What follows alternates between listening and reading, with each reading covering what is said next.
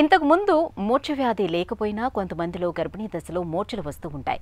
ఈ మూర్ఛలకు కారణాలు ఏవైనా కావచ్చు, కానీ గర్భంతో ఉన్నప్పుడు వచ్చే మూర్ఛల్ని మాత్రం కాస్తంత పట్టించుకోవాల్సిందే. ఎందుకంటే గర్భిణీగా ఉన్నప్పుడు తరచూ మూర్ఛలు రావటం వల్ల ఇటు అమ్మలోనూ అటు పుట్టబోయే బిడ్డలోనూ చాలా రకాల సమస్యలు కనిపించే అవకాశాలుంటాయి. అంతేకాదు మూర్ఛల్ని అదుపులో ఉంచే మందులు, వాటి మోతాదుల విషయంలో ఎప్పటికప్పుడు నిపుణుల సలహాలు తీసుకుంటూ ఉండాలని చెబుతారు డాక్టర్లు. ఈ నేపథ్యంలో గర్భిణీ దశలో మూర్ఛలు రావడానికి కారణాలు, వాటికి పరిష్కార మార్గాల గురించి ఇప్పుడు తెలుసుకుందాం.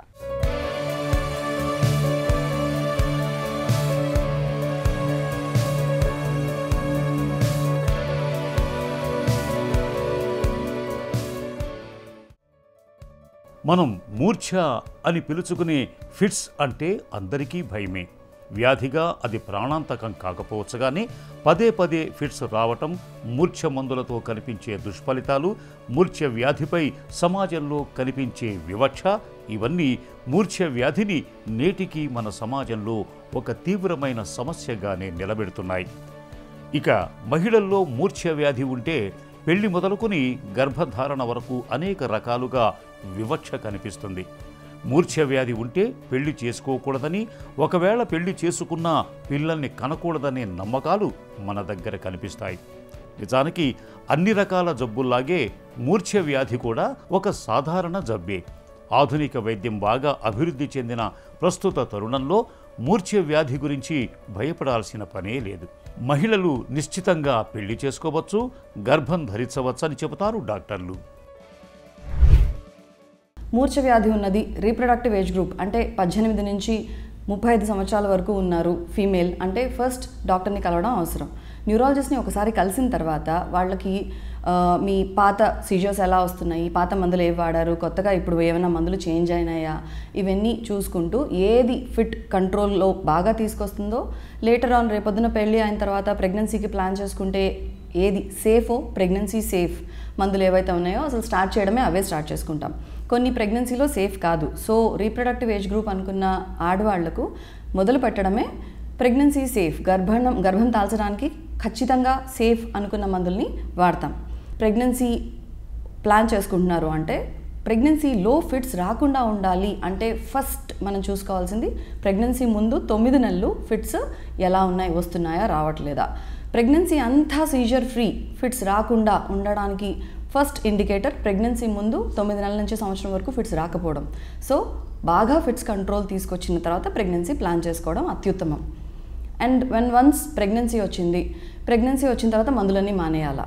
సో ఇలా మనం ఫాలో అవుతూ పోతే మందులు మానేయాల్సిన అవసరమే ఉండదు. ఇన్ఫ్యాక్ట్ మందులు మానకూడదు.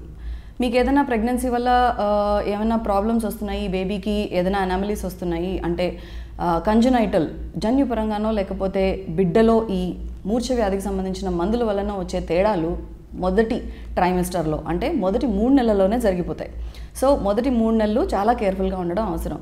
మొదటి 3 నెలల తర్వాత పేషెంట్స్ మా దగ్గరికి చాలామంది వస్తారు. ఆల్మోస్ట్ 50% ఫస్ట్ 3 మంత్స్ అయిపోయిన తర్వాతనే వస్తారు. సో అంతా జరిగిపోయేదంతా ఈ కంజనైటల్ అనామలీస్, స్ట్రక్చరల్ అనామలీస్ అంటే ముఖంలో కానీ, హార్ట్కి సంబంధించి కానీ, మిగతా అవయవాల్లో కానీ తేడా అంతా మీకు ఫస్ట్ 3 నెలల్లో వస్తుంది. కాబట్టి ప్రెగ్నెన్సీ ముందు ప్లాన్ చేసుకోవడం చాలా చాలా అవసరం. ప్రెగ్నెన్సీ ముందు ఈ మందులు వేసుకుంటున్న వాళ్ళకి, కొన్ని మందులు వేసుకుంటున్న వాళ్ళకి ఫోలిక్ యాసిడ్ సప్లిమెంటేషన్ చాలా అవసరం. ఫిట్స్ మనిషిని చిగురుటాకులా కంపించిపోయేలా చేసే సమస్య. నిజానికి ఫిట్స్ అనేవి అంత తొందరగా వదిలే సమస్య కూడా కాదు. ముఖ్యంగా స్త్రీలో ఫిట్స్ అనేవి ఇంకాస్త భిన్నంగా, జటిలంగా కనిపిస్తాయి. ఎందుకంటే స్త్రీలలో నెలసరి, గర్భిణీ, కాన్పు, మెనోపాస్ ఇలా హార్మోన్లతో ముడిపడిన దశలు ఎన్నో ఉంటాయి. ఫలితంగా ఈ దశలన్నీ ఫిట్స్ చికిత్స మీద, అలాగే ఫిట్స్కు వాడే మందులు ఈ హార్మోన్ల మీద పరస్పర ప్రభావం చూపుతాయి. మరి ముఖ్యంగా గర్భిణీ దశలో మూర్ఛలు, వాటి తాలూకు చికిత్స అనేది స్త్రీల మీద విశేష ప్రభావం చూపిస్తుంది. ఫిట్స్కు వాడే మందుల వల్ల పుట్టబోయే బిడ్డలో అవకరాలు వస్తాయని చాలామంది భావిస్తూ ఉంటారు. ఇందులో నిజం లేకపోలేదు. అలాని ఫిట్స్ చికిత్స మానేయటం కూడా సరికాదు. అందుకే సరైన వైద్య నిపుణుల పర్యవేక్షణలో గర్భిణీలు ఫిట్స్కు చికిత్సను కొనసాగించాల్సి ఉంటుంది. ఫస్ట్ ట్రైమిస్టర్ అయిపోయింది, రెండో ట్రైమిస్టర్ నుంచి పేషెంట్ మా దగ్గర కనపడుతున్నారు. అంటే 4వ నెల నుంచి పేషెంట్ మా దగ్గరకు వచ్చారు. మొదటి 3 నెలలు అయిపోయినాయి, అన్ప్లాన్ ప్రెగ్నెన్సీ, అసలు తెలియలేదు. అంతకుముందు కూడా మెన్స్ట్రువల్ ఇర్రెగ్యులారిటీ ఉండేది ప్రెగ్నెన్సీ ముందు. కాబట్టి 3 నెలలు మెన్స్ట్రుయేషన్ రాకపోయినా, అంటే నెలసరి ముట్టు రాకపోయినా తెలియలేదు. డైరెక్ట్గా 4వ నెలలో వచ్చారు. 4వ నెలలో వచ్చినప్పుడు ఏంటంటే అంతకుముందున్న మందులు యూజువల్గా ఏవీ తీయం. సో మందులు మానేయడం అనే మాట లేదు, డాక్టర్ని కలవకుండా మందులు మానేసే మాటే లేదు. ఒక్కసారి ఈ మందులు మార్చలేకపోతున్నాము. ఫస్ట్ 3 మంత్స్ అయిపోయింది, 4వ నెల నుంచి చూస్తున్నాం. 4వ నెల నుంచి చూస్తుంటే ఏంటంటే ఈ స్ట్రక్చరల్ అనామలీస్, అంటే ముఖంలో కానీ అవయవాల్లో కానీ వీటిలో తేడా కంటే కూడా రేపొద్దున బాబో పాపో పుడితే వాళ్ళలో ఐక్యూ అంటే ఇంటెలిజెన్స్, తెలివితేటలు కొంచెం తక్కువగా ఉండే అవకాశం కొన్ని మందులకు ఉన్నాయి. సో ఆ మందులు ఏమైనా నడుస్తున్నాయా చూసుకుంటాం. ఆ మందులు ఏం కాదు, రెగ్యులర్గా ఇప్పుడు వాడుతున్న మందులు 4వ నెల నుంచి కంటిన్యూ చేయొచ్చు అనుకుంటే 4వ నెల నుంచి కూడా కంటిన్యూ చేస్తాం. అదేమీ ప్రాబ్లం ఉండదు, మందులు మానేసే సిచ్యువేషన్ ఈ పొజిషన్లో కూడా రాదు. ప్రెగ్నెంట్ అనుకున్నప్పుడు కొన్ని కేసెస్లో డ్రగ్ లెవెల్స్, అంటే ఈ మందులు రక్తంలో ఎంత ఉన్నాయి అనేది లెవెల్ కూడా చూసుకోవాల్సి వస్తుంది. ఆ లెవెల్స్ మానిటర్ చేసుకుంటూ వెళ్తాం.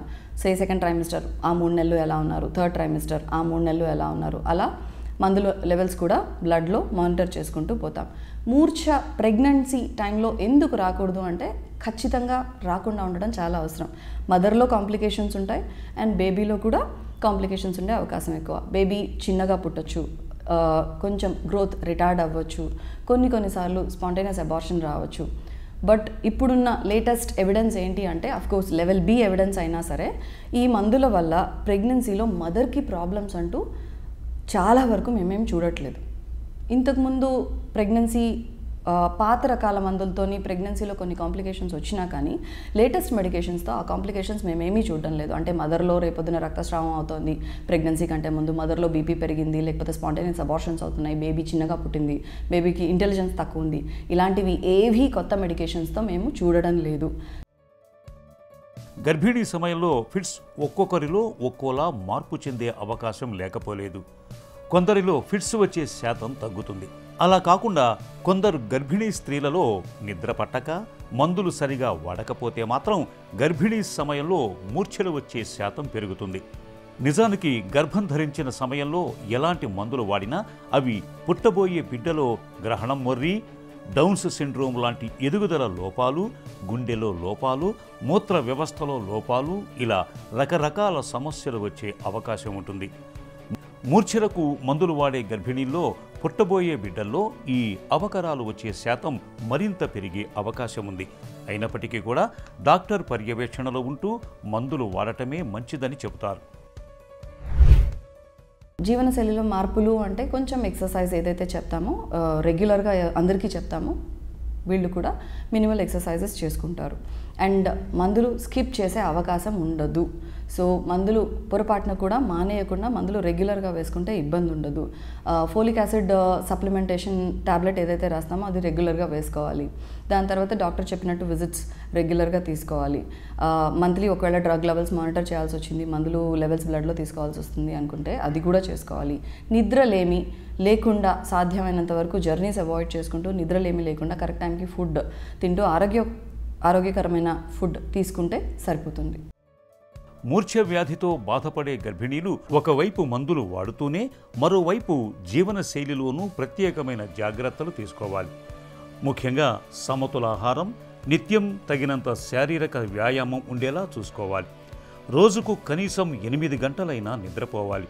అన్నిటికంటే ముఖ్యంగా ఫిట్స్కు క్రమం తప్పకుండా మందులు మింగుతూ ఉండాలి. కాన్పు అయ్యే వరకు డాక్టర్ పర్యవేక్షణలో ఉండాలి. ఇలా అన్ని రకాలుగా తగిన జాగ్రత్తలు తీసుకోవాలి.